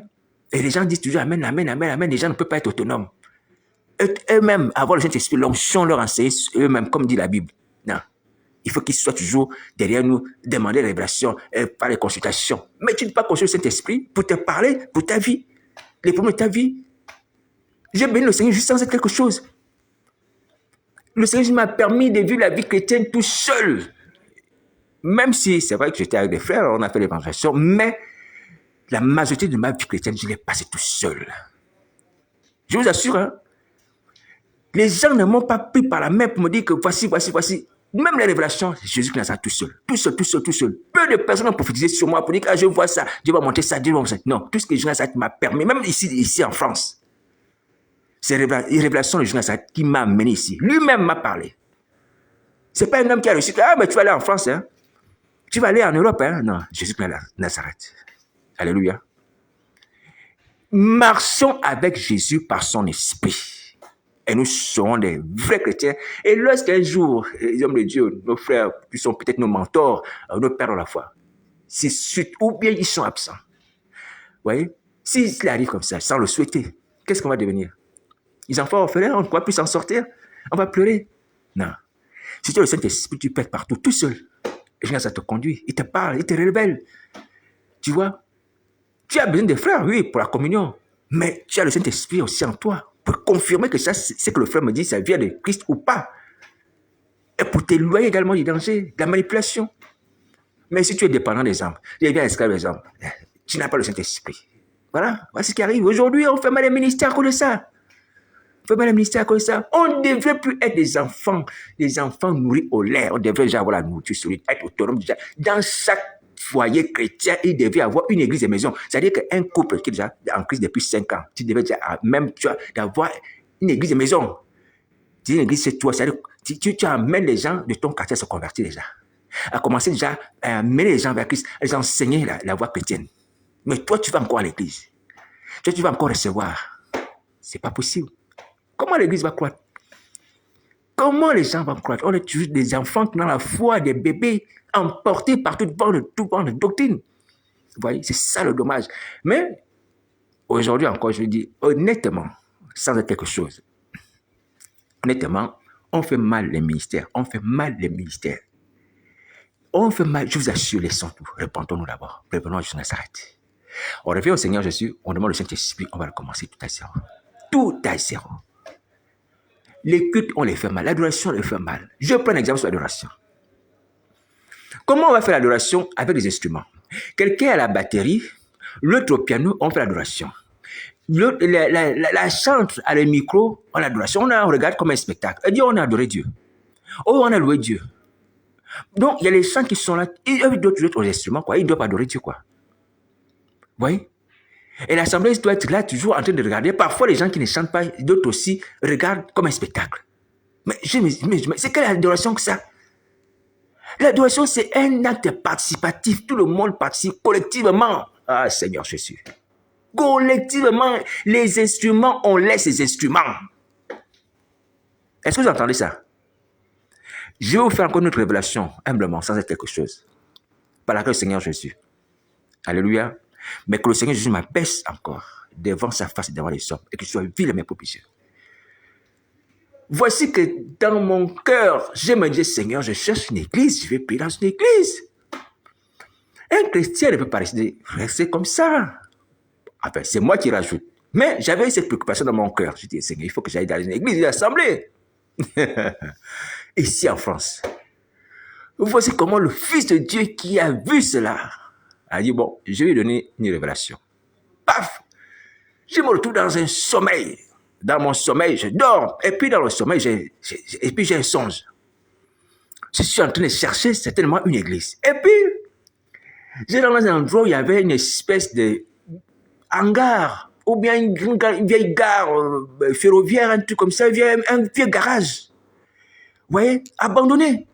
Je vous assure, un endroit vraiment abandonné. Et puis, je rentre là. Je commence à gravir les escaliers. Je gravis les escaliers, Et là, je vous assure, frères et sœurs, ce qui est arrivé là, pardon. J'ai vu les gens prosterner face contre terre jusqu'au seuil de la porte. C'est-à-dire quand j'arrive au seuil de la porte là, comme les musulmans. Vous voyez les musulmans là, quand ils font la prière dehors. Face contre terre, c'est-à-dire là, non, c'est même pas de face contre terre, tout le monde prosterné. Tout le monde prosterné dans cette assemblée. Et quand moi-même j'arrive comme ça, dès que je me suis mis au niveau du seuil de la porte, paf, moi aussi je suis tombé par terre. Une puissance m'a mené à être par terre, boum, tête par terre, prosterné par terre. Je vous assure, je m'étais réveillé, j'ai dit Seigneur, c'est où cette assemblée où les gens peuvent t'adorer comme ça là, face contre terre? Elle est où cette assemblée là? Elle est où? Est-ce qu'elle est à Paris? Elle n'est pas à Paris, parce qu'à Paris, je ne vois pas les gens se prosterner. Les gens sont assis dans les fauteuils rembourrés. On allait au théâtre, on est assis dans les fauteuils rembourrés. Tu as envie même de dormir. La salle qu'on occupait à Paris, là, à la République. Hein? Les gens de l'église de Paris. Tu as envie de dormir. Un beau fauteuil d'avion. Comment on va adorer Dieu comme ça? Assis dans les fauteuils comme les fauteuils d'avion, là? Non, mes amis. Non, mes amis. Non, mes amis. J'ai cherché, trouvé, je ne trouve même plus l'église et réveil évangélique où les gens se prosternent par terre pour adorer Dieu, pour adorer son Fils. Ah, Seigneur Jésus. J'ai dit, bon, laissons ça. Laissons ça de côté. Alléluia, laissons ça. Le Seigneur Jésus ne veut pas qu'on parle d'abord du service. L'urgence, c'est d'abord le retour à la foi. Alléluia. On se repent d'avoir le péché, on recherche la délivrance. Alléluia. Voilà, on revient à Nazareth. Après, on va parler du service, comme il faut. Alléluia. On va parler du service comme il faut. Et je vous dis, précision, je n'ai pas trouvé de chaises dans cette salle-là. Parce que les gens étaient prosternés par terre. Je n'ai pas trouvé les gens sur les instruments, les pianos, pendant qu'on dit on fait adoration. Oh, un modérateur, en train de faire les commentaires. Je n'ai trouvé tout le monde par terre, face contre terre. Face contre terre. Je n'ai pas trouvé. Oui, déjà même, vous voyez nos frères musulmans dans leur mosquée là. Vous voyez, ils ont les chaises là-bas. Ils sont sur les nattes, les tapis, par terre. Par terre, c'est comme ça que j'ai vu dans cette église-là. Par terre, les gens comme ça, prosternés, face contre terre. Alors, voilà pourquoi je vous dis, mes amis, humblement, je ne suis pas arrivé, personne n'est arrivé. C'est chose que je peux dire, d'autres enfants ont vu ça parce que je suis vivant. Hein, il est le même partout, ailleurs. Alléluia. Simplement pour nous dire, mes amis, on fait mal les choses, on fait mal les choses. On fait mal les choses. On ne peut pas adorer Dieu, le Fils, le Père assis sur les fauteuils. Ce n'est pas biblique. Déjà, même si ce n'est pas biblique. En termes de Jérusalem, moi, je ne vois pas, je n'ai pas vu où les gens étaient sur les chaises. Les gens se mettaient debout. À la limite, les gens se mettaient debout. Mais assis, adoration sur les chaises. Ce n'est pas l'adoration dans les chaises, sur les chaises. Peut-être on peut avoir une salle où on peut parler, une salle d'enseignement, hein, d'études bibliques, où les gens peuvent s'asseoir. OK. Ça, c'est autre chose par rapport à l'adoration. Ouais, on peut s'asseoir une salle d'enseignement et tout ça, voilà. Mais adoration, c'est pas sur les chaises, hein. On n'est pas là assis sur les chaises, je vous le dis, hein. Et c'est pas la peine, je vais dire à ceux qui veulent demeurer dans le faux, c'est pas la peine de copier ça pour aller dire que là, maintenant on va faire comme ça, on va lever les chaises. Et demeurer avec l'esprit de sorcellerie pour donner l'adoration à Satan le diable. Si tu fais ça, de toute façon, tu seras puni. Ton déguisement là sera vu. Tu veux te faire passer pour un enfant de Dieu, tu veux te faire passer pour un saint, tu veux faire passer ton église pour une église vivante. Mais ton église, tu seras mis à nu un jour. Je te dis, toi qui fais ça, toi qui mets des enfants de Dieu, toi qui copies ce que j'ai dit, hein, et tu l'utilises pour pouvoir séduire les enfants de Dieu, tu seras mis à nu. J'ai pris jusqu'à ça qui te mettent à nu, qui te confondent. On saura qui tu es, que tu es un fils de Jézabel. Toi, tu es un homme de Dieu. Tu es venu dans mon sommeil. Et d'autres personnes aussi qui agissent comme ça. C'est pas la peine de dire que, comme il a dit, et les femmes doivent porter le foulard, les femmes portent maintenant le foulard. Je vous assure, hein, c'est pas la peine de faire ces choses-là. Tu seras mis à nu au nom de Jésus. Ça arrive, c'est temps arrive. C'est temps arrive. C'est temps arrive. Alors, donc, voici la parole de Jonas s'arrête. Laissons les cultes, laissons ça. Allons-y nous repentir. D'abord, chercher le salut de nos âmes, la délivrance. Alléluia. Après le Saint-Esprit, l'Esprit est venu nous montrer comment on doit adorer Dieu. Dans quelle atmosphère, dans quelle attitude, comment doivent être nos salles et tout ça. Parce qu'on fait des choses dans le désordre et Satan est content parce qu'on est dans l'erreur. Ça lui profite puisqu'on est dans l'erreur. Alléluia. Donc, voici la parole du Seigneur Jésus. Je vais m'arrêter là. Mais je dis encore aux gens de France qui sont proches de moi ou de Paris, peu importe, je suis prêt à prier avec vous, faire la Sainte Seine, comme le Seigneur Jésus l'a fait avec les disciples sur le chemin de Maïs. Il s'agit d'être avec nous, avec Christ, accomplir sa promesse. Il ne s'agit pas pour moi d'être chef ou leader. Non, il s'agit simplement d'être avec les autres. Parce que le Seigneur Jésus a dit, là où deux ou trois sont ensemble, sont le milieu d'eux. Mes amis, je vous dis les choses qui sont vraies. Je ne me glorifie pas, mais le Seigneur Jésus m'a permis de mener une vie chrétienne un peu plus en solitaire. C'est vrai, j'étais dans un groupe d'étudiants, hein, pour ceux qui connaissent un peu ma vie, les chrétiens et tout ça. Mais j'étais pas trop impliqué dans les églises. J'allais à les églises, aux cultes et tout ça, mais pas trop dans les mouvements des églises, tout ça. À certains moments, l'évangélisation, mais pas trop. Et mais en même temps, j'ai dit que bon, c'était pas bien parce que les gens me reprochaient, oh, mais toi, tu n'es pas impliqué dans toute l'assemblée. Bon, certes, j'étais un peu impliqué, beaucoup plus à l'université où on faisait l'évangélisation. Mais j'ai béni le Seigneur. Peut-être que ça m'a préservé aussi de l'esprit de corruption qui est tombé, qui a ramené les jeunes qui sont partis, qui ont suivi nos frères, les aînés dans la foi, qui sont tombés. Peut-être que ça m'a mis à l'écart. Sinon, je serais tombé aussi dans la séduction du péché. Puisqu'on a suivi nos aînés dans la voie du diable, dans les sectes. Hein? Voilà. Peut-être que ça m'a permis d'être protégé. Je ne sais pas. Voilà. Mais simplement, je vous dis que étant à l'écart, même avec mes défauts, n'étant pas constamment à l'église, mais Jonas est demeuré fidèle. Il est fidèle. Il est fidèle. Alléluia. Il est avec moi. Et il m'a révélé beaucoup de choses, même étant à l'écart. Et j'ai béni le Seigneur Jésus pour cela. Donc, toi aussi, si tu as Jésus-Christ dans ta vie, tu as le Saint-Esprit, tu peux être à l'écart. Mène ta vie chrétienne. Hein? Parce que tu ne veux pas te mélanger aux autres qui ne veulent pas se repentir. Parce que tu n'as pas trouvé une église qui est debout. Parce que tu ne veux pas avoir des mauvaises compagnies, comme Paul le dit, qu'il faut éviter les mauvaises compagnies. Elles corrompent les mauvaises mœurs, les bonnes mœurs. Donc, il faut que tu sois seul avec Christ. Je suis avec les païens. Là où je réside, là, je suis avec les païens.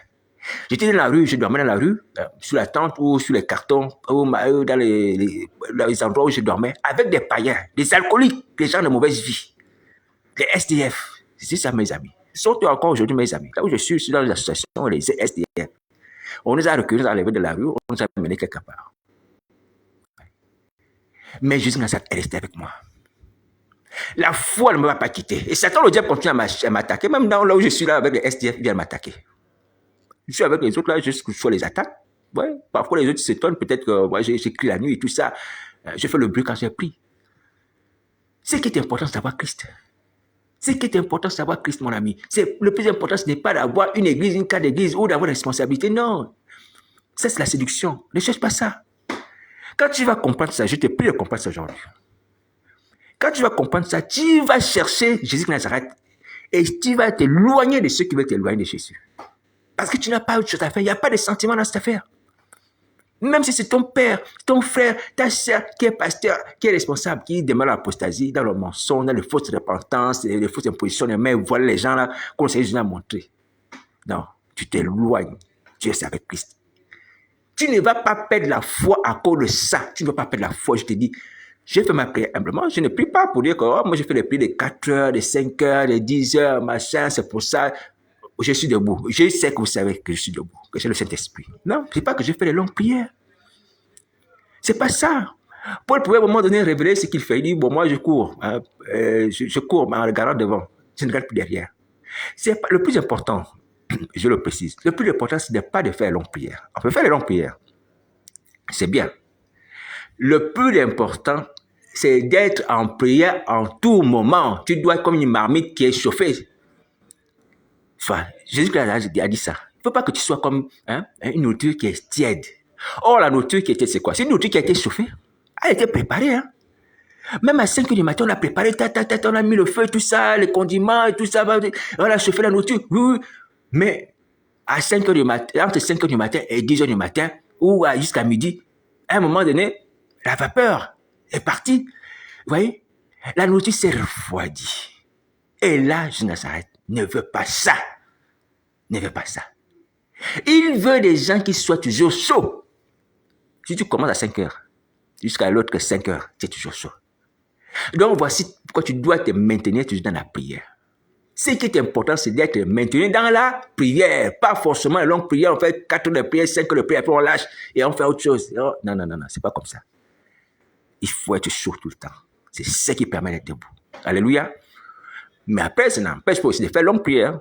Si tu le veux, tu peux faire longue prière. Mais il faut prier sans cesse, sans cesse, sans cesse, sans cesse. Être chaud tout le temps. C'est ce qui permet d'être debout. Alléluia. Voilà.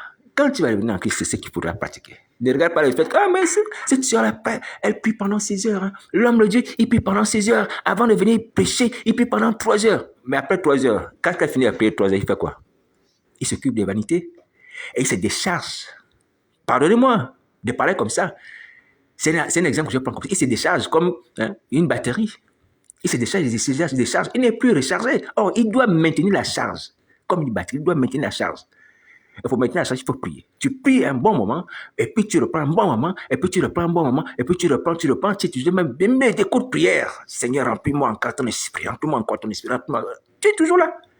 Alléluia. C'est ce qui permet d'être debout. Et quand tu vois ce fonctionnement dans ta vie, tu vois que mais ça marche, tu adoptes cette stratégie-là.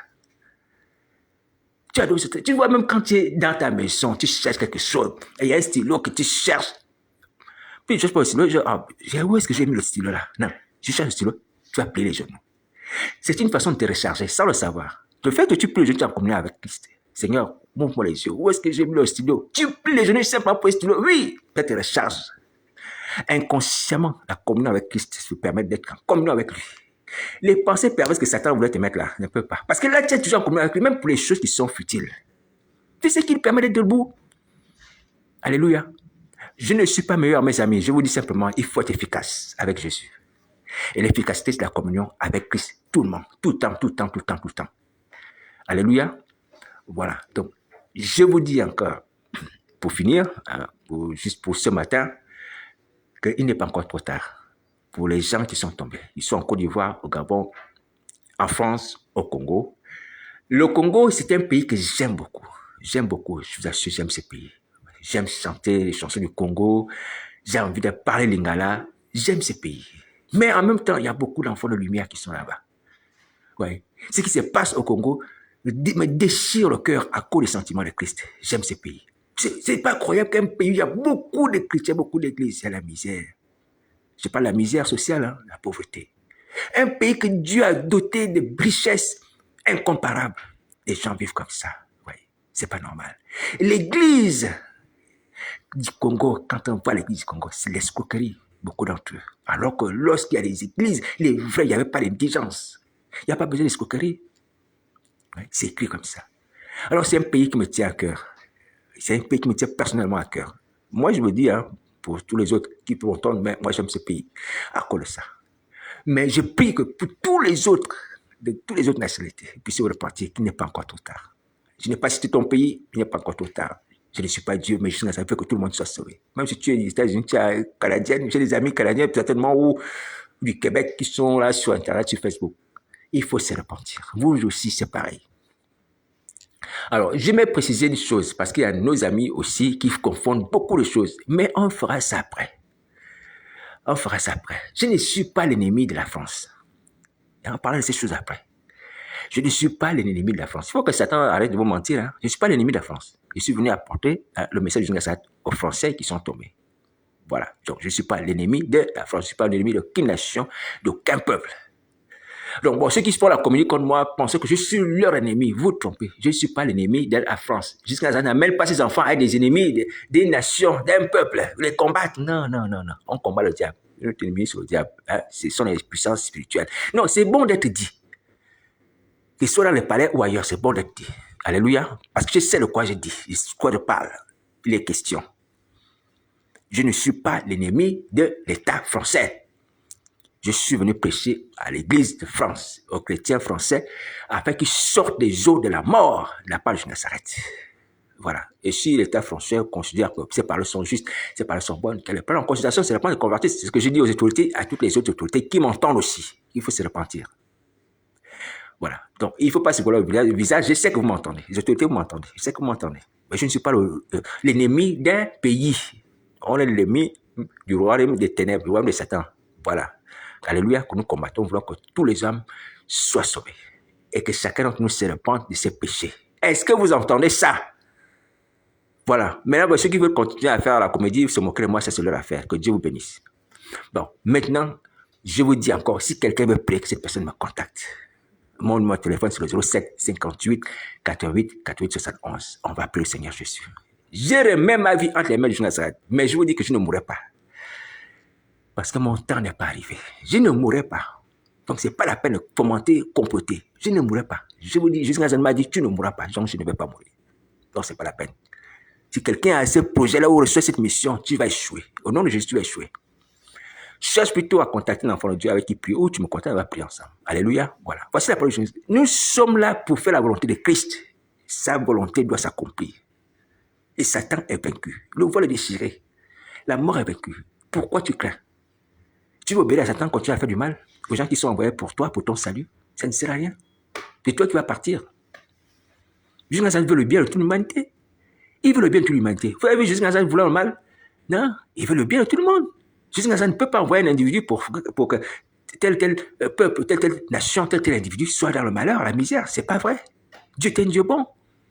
Alléluia. Mais il faut qu'on arrête d'écouter Satan le diable. Il faut qu'on arrête ça. Voici la parole du Seigneur Jésus. Bon courage, merci.